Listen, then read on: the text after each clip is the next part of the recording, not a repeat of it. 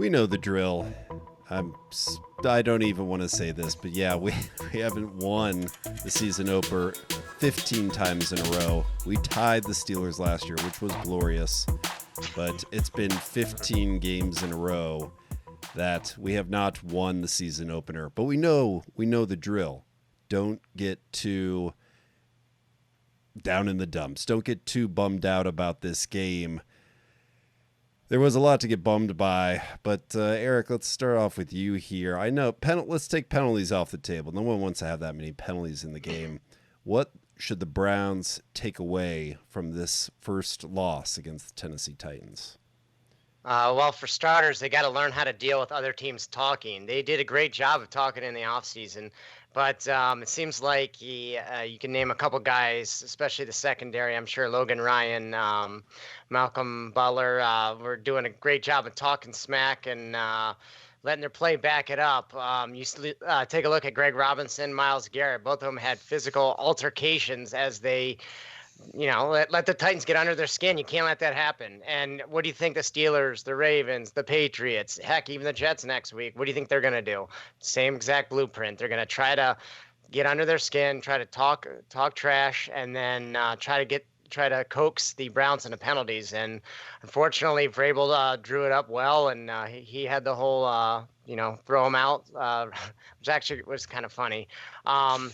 Sign when Greg Robinson got tossed. So, I hope they got a tongue lashing at halftime, and I hope they continue to have a tongue lashing saying you cannot act that way and have a chance to win.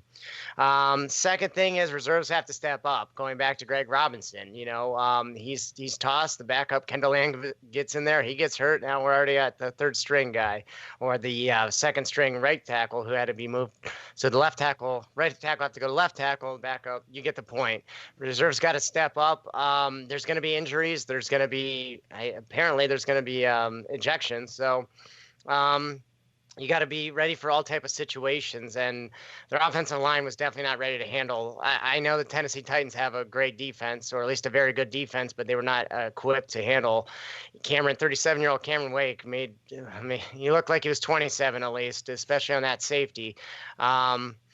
So, back to the drawing board, at least on those two aspects. I know they made some plays. They cut it to 2 late in the third quarter, but not getting over a lot of mistakes really hurt the team. Yeah, I think Mike Vrabel has replaced Bill Cowher as the baddest looking coach in the NFL here. See if you can name someone better than that. Drew, what are you taking away from this loss? I don't know. I mean, part of me, the battered Browns fan in me wants to panic, but the other part of me wants to say, "Oh, you think 0-1 is your ally? You merely adopted 0-1. We were born in it, molded by it. We haven't seen the light of 1-0 for 15 years and counting. This is nothing. By then, it'll be nothing to us but blinding." On the one hand, I want to say that the Browns just just lose the opener, that this is good for them, that that's sort of what I said about that third preseason game, that this is a positive, right? But it's not. I mean, it just isn't. I'm not panicked by anything yet, but there were some real issues there. They gave up 5 sacks on one play.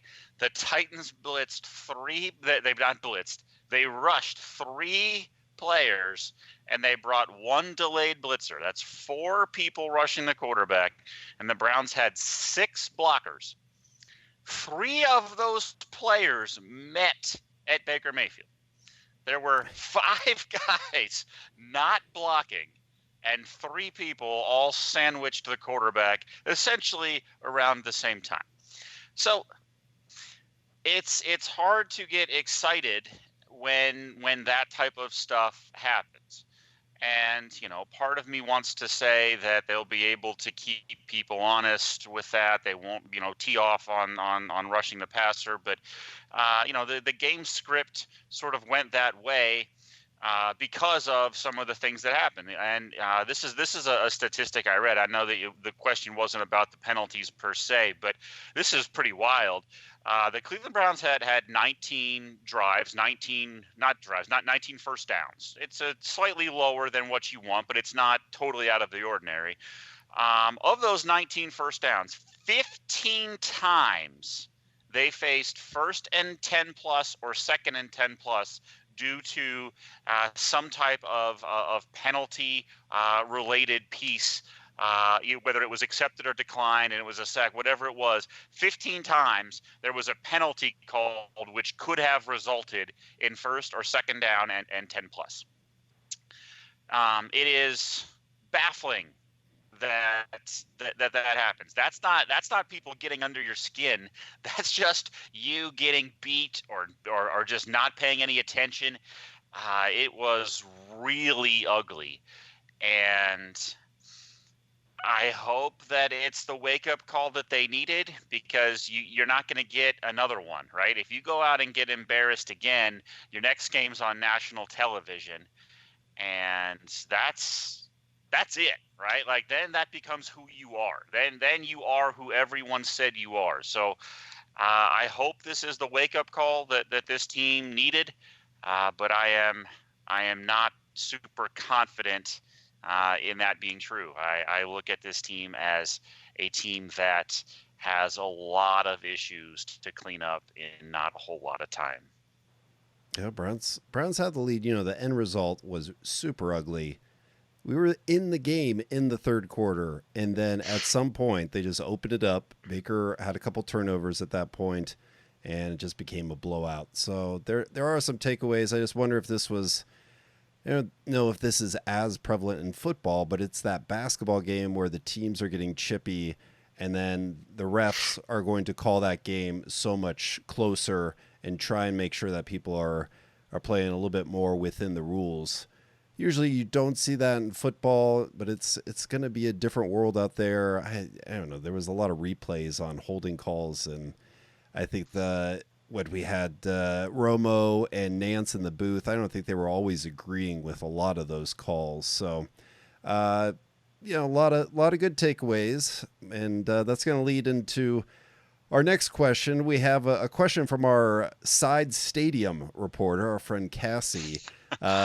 Shot a video this morning and sent it over to us with our fan question for the week. So I'm going to cue that up here, and we're going to hear Cassie's side stadium report. Hey guys, coming to you from just outside the Factory of Sadness here. It's Monday, and the all too familiar levels of disappointment and lowered expectations have made their way across the city. I've got two questions for you. The first is that it seems every couple years we do this. We have a better than expected but still mediocre season. The NFL rewards us with far more primetime games than we deserve, and then we flop. So was yesterday a fluke, or was it the start of a long season that's going to destine us to another season next year of 1 p.m. Sunday starts? All right, you guys got it. A fluke or a sign of things to come. And we've got this game coming up against the Jets on Monday night. Browns are loaded up on national television games. There's a lot of excitement. Do you think next year we're going to be relegated to that 1 p.m. Eastern time slot again? Drew, let's go back to you. What do you think fans should look at this game as? Well, I do not think that America's team will be relegated to only 1 p.m. Eastern time slots next year. I have to believe that people still want to watch this team. They still want to see Odell Beckham Jr. and Baker Mayfield and Jarvis Landry and Myles Garrett and some of the players that this team has. The personalities are just too great to be banished to one token primetime game because everybody gets one. So I don't think there's too much of a not necessarily a fear, but too many reasons to think that you'll only see this team 1 p.m. Sundays, 15 out of 16 weeks next year. But was it a fluke or was it a sign of things to come? I'm inclined to say a fluke in just based on the score, right? I don't think this team gets blown out by 30 points too many times this year. But I am going to say sort of a sign of things to come in that I think this team, by the looks of it, is going to struggle against good pass rushers. And, Cameron Wake and that group, they're good, but I don't think you can call any of them world beaters. And so I think that's definitely a sign of things to come and something to be fearful of when we look forward. When this team does play good pass rushers, like say, a TJ Watt type of a player for the Steelers, some of those players that, any type of good pass rusher, I think is going to give this team a lot of trouble. So that was my big takeaway. I think they look a lot better Monday night on national TV, and I think all is well. But that is the Achilles heel of this team, and I think that might be a sign of things to come, unfortunately. Eric, what do you think? Bright lights this coming Monday. Are the Browns going to perform? Well, yeah, I think they got to improve. They started very slowly. There's nowhere to go but up. Yeah, I also agree that I think it was a fluke in the fact that they took a punch, they responded, they took another punch, and then quit. I don't think that's going to happen every game. And you could look at it as they quit. You could argue that they just got frustrated and, didn't want to give a full effort, or however you want to look at it. It doesn't matter. They got destroyed in the fourth quarter. That's not going to happen every game. That shouldn't happen most games because they should be winning in the fourth quarter. But I think it was a very good learning lesson, and I predict them around a 10-6 record. This is unfortunately one of the wins I had predicted. So I don't think this is going to be something that this one loss is going to cause them to go 4-12 now. But, it's something that should stick with the team to say, hey, you cannot act like this. You guys have to go out there and fight for 60 minutes. I don't care what the score is. You saw what they did last year in Houston. I don't remember the score. It was 20-something to nothing. And, they kept turning the ball over and they kept fighting back. They still lost the game, but you saw some resolve. And the team has it in them. And I think they should be able to do that again this year. As far as the games are concerned, yes. I mean, we're too new to just take it back. Say, sorry, you're getting all your 1 o'clocks back. They're a lot more talented than the 2008 team that went to the 2009 team that lost all their primetime contests. So I would expect maybe they would have one fewer. I can't imagine 2 fewer than this year. But again, it's one week, one game. It was very disappointing, but it's too early to say that we're heading back to the 1 o'clock slate every week. Okay. The Titans did something last year in week 1 to a certain squad, and it worked out pretty well for them. So you can look up Tennessee Titans week 1, 2018, look at who they played, and look at where that team finished. So maybe that's a takeaway that you can have. They're just following the blueprint. Well, we could follow the blueprint from last year's team when we beat the Jets. We beat Sam Darnold, but the Jets have a new addition of Le'Veon Bell. I don't know, is that the 1-2 punch that we should be most worried about with the Jets? Do you think Bell is going to be a force out there? Drew, do you think Chubb's going to outrush Le'Veon Bell? No, I think Le'Veon Bell is an extremely talented player.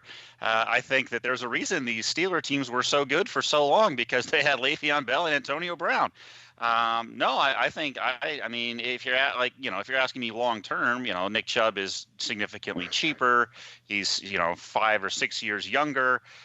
So I'd rather have him long term. But if you're asking me for one game, who would I rather have, Nick Chubb or Le'Veon Bell? That answer is Le'Veon Bell. He is an extremely talented player, and yeah, that is the reason to worry about this Jets offense. Sam Darnold didn't do much against Buffalo. They had, I want to say, they had a pick 6. I think he only had one scoring drive really. And this is not an offense that has a whole lot of people. Robbie Anderson is a decent wide receiver, but Le'Veon Bell is the reason that this Jets team is better than they were last year. All right, so we got to worry about Le'Veon Bell for sure. Eric, what do you think we're going to see from the Jets defense? Is Baker going to light them up? Well, this is another quote revenge game. Greg Williams, if you hadn't remembered, he is the defensive coordinator of the New York Jets. So you know how aggressive the Browns defense was last year in trying to force turnovers.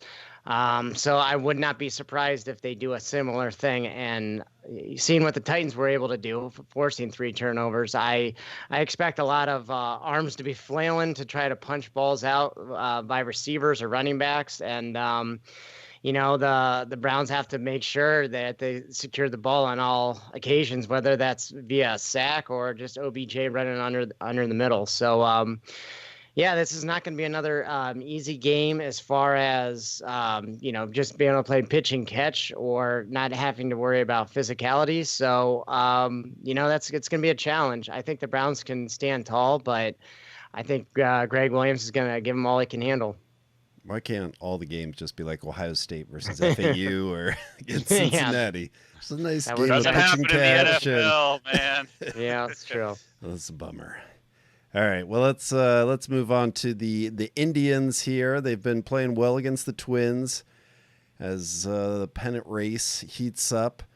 They've got a tough week. They're traveling out to LA to play the Angels, which they have played well against the Angels in the past year, and then come back for a weekend series with the Twins.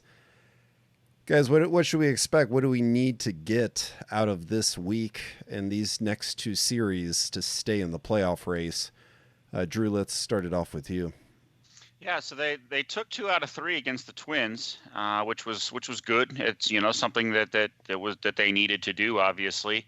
The bad news is that they've now fallen a game and a half behind Oakland for the second wild card. A week ago, we had mentioned that Oakland had played 5 fewer games than Tampa Bay, and Cleveland was somewhere in the middle there, and Oakland has made up a couple of those games. And they've been hot. They've won a lot of them. So as it stands right now, the Indians are not in the playoffs. So a lot of work to be done. They do have some games against the Angels, and then they have 3 series homestand. They have the Twins, Tigers, and Phillies all at Progressive Field. That's really gonna be it in terms of determining where this season goes for our tribe. So the next 12 games, really going to be pretty critical in terms of making the playoffs or not. They can make this playoff push. They can do it at home, and they can get into the playoffs. But these aren't, with the exception of the Tigers, these aren't pushovers that they're playing against. The Phillies, they're on the verge of the wild card in the National League. It doesn't look like they're going to get home, but that's still one of the better offenses in all of baseball. The Twins, we know, is one of the best offenses in baseball, and so they're going to have their best pitching if they're going to compete against some of these teams. They're not going to outslug them. So I'm definitely looking forward to sort of how September plays out for the tribe, and we really get to see that over the next 4 series here. It'll determine if this is a playoff team or not. I think I'm going to have to name this podcast the Bearers of Bad News. Ooh. This has been a very negative podcast with some of these recent results. But okay, so Eric, are we going to win the next 6 this week? Sweep the Angels, sweep the Twins? Well, you asked, your original question is, what do you think and what do they need? What do I think is probably a 3-3 record this week, maybe 4-2 if, we got Clevenger pitching in the back half against the Twins. Maybe somehow can go 2-1 against both squads. But if you look at the other 2 teams, the Rays are on the road all 6 games this week, 3 in the Rangers, 3 in the Angels. We obviously have a similar opponent or same opponent. I mean, maybe they can go 2-4, 3-3. I can't imagine gaining too much ground on them. Now the A's are another story. They got 4 in Houston and then 3 at the Rangers. So there's a chance, hopefully, if the Astros can take care of business, maybe we can get a game, maybe God willing, 2 games, or I guess game and a half technically, because they have an extra game, we can catch them by the end of the week. That might be a lot to ask, but the Astros can do their part. Indians take care of business, maybe go 4-2, maybe even 5-1, and then we're right back into it next week's podcast. So having Clevenger pitch against the Twins is excellent, and he's been really hot. I think he's won his last 5 starts, I believe, and I know it would have been 6 if we didn't give up four runs to the White Sox in the 8th inning. I'm not gonna throw out the guy because he's gone through a lot this year. So that would have been nice to have that win, but that's in the past, and we're moving forward. But the other thing is the hitting's got to come around. Yasiel Puig finally got a hit a couple days ago, who was on a very cold streak, and Franmil has been able to hit out of his. Granted, he's not lighting the world on fire, but he's improved since he first came out with the club, and hopefully Yasiel can do the same. All right, quick rapid question here. Sorry, Drew. All right, let me do that again. All right, quick rapid fire question here. We make that wild card game. Who are we pitching? Is it Clevenger? Drew, you first. Probably, he's certainly earned it. I feel like this year he's certainly, since the All-Star game, he's been the best pitcher they have. He's been the most consistent pitcher. So yeah, if he's he'd be the guy that I would have the most confidence in anyway. If you're asking me who would I start, that's who it would be. I don't know if they would go Kluber because of the experience factor, because he's been to the playoffs so many times, and he's had his ups and downs there. So maybe they go that route. I'll let Eric decide that. But I would certainly pitch. I would certainly pitch Clevenger if it was my call right now. Yeah, I think you have to go with the hot hand. But Eric, what do you think, Clevenger or Bieber? Yeah, I would definitely. One guy you have to win that game. I would take Clevenger, and Bieber is a consolation game 1 if they would advance in the next series. You could do a lot worse than him. And then doing that could potentially, depending on, I think you get a day off in between. You could still come back with Clevenger for game 3. Might not be going a full 115 pitches, but have him out there again. That'd be a pretty good scenario for the Indians. Yeah, we'll get either Kluber or Carrasco to fill out a trio of postseason pitchers, and I'll use that word trio to segue our way into the final promo. There you go. The best trio of wide receivers in the NFL. Yes, everyone knows that Antonio Brown is now a Patriot, and he's joining Josh Gordon and Julian Edelman.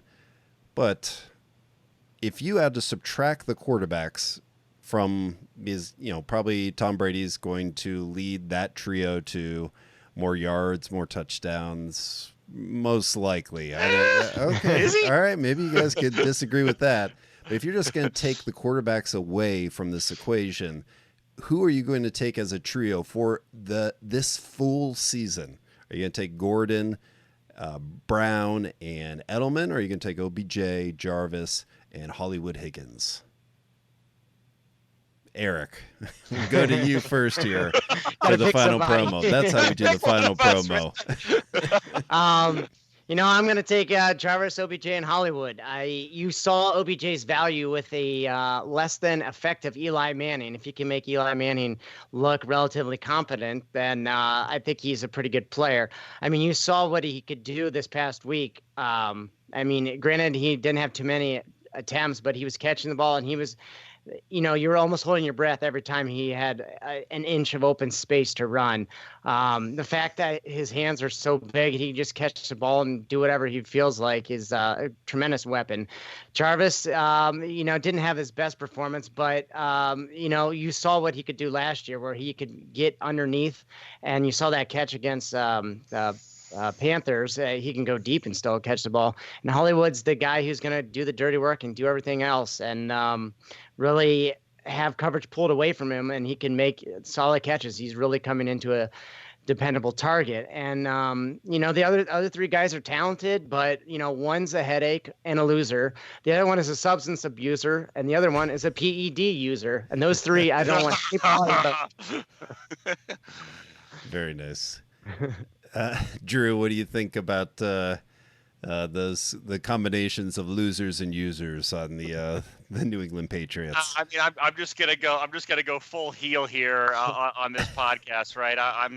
This is gonna be one of those podcasts where Vince McMahon ends up wrecking Stone Cold Steve Austin at the end of Raw, and everybody boos their way out, and occasionally the bad guy has to win, and I guess I'm going to be that guy. And there's a right answer to this, and the right answer is Josh Gordon, Antonio Brown, and Julian Edelman. 6'4", 245 pounds, runs a 4.3 40. He can virtually leap out of the building, and that's just one guy. Antonio Brown it's not even their best guy. Antonio Brown's been the best receiver in the NFL for the last 6 years, 8 years. There's no reason to think that he's forgotten how to play football just because he's seemingly forgotten how to act like a human being. That doesn't mean he can't play. And then you have the best slot receiver in the NFL in Julian Edelman. And I'd rather have Julian Edelman than Rashard Higgins. I'd rather have OBJ than Antonio Brown right now, because I think Antonio Brown is a complete and utter just head case. But if there's anybody that can get that right, it's probably New England. And Josh Gordon's a fan of the podcast. He's been a fan of ours for a very long time. It sucks where he ended up, but we're not going to turn our back on him just yet. He's certainly not a loser. He's one of our guys, and he always will be. I have a hard time rooting against that guy, even if he does happen to play for the evil empire. So unfortunately, we're gonna conclude this thing with just the heels just running roughshod all over everybody, and it's gonna have to be the New England Patriots, at least for one more week. The good news is that guy, Antonio Brown, does not play for the Steelers anymore. Le'Veon Bell does not play for the Steelers anymore. And we saw the Pittsburgh Steelers score 3 points week 1. They are missing this talent. This is a team that it is over. And I don't think that's an overreaction for week 1. So if you want something positive to take, we always try to give you something here. It is the Steelers' offense is a shell of its former self, and I do not expect that to change this year. All right, time will tell which players can stay on the field, injuries or otherwise. We'll see what happens. We'll see what these Browns against the Jets, and we will see if the Indians can sweep the rest of the season and make it into the playoffs. Thank you, guys. We'll be tuning in, and we'll be talking Browns next week. All right, take care. 0 Trevor Bauer references. They decided not to pile on, I suppose. You're welcome. We'll see you next week.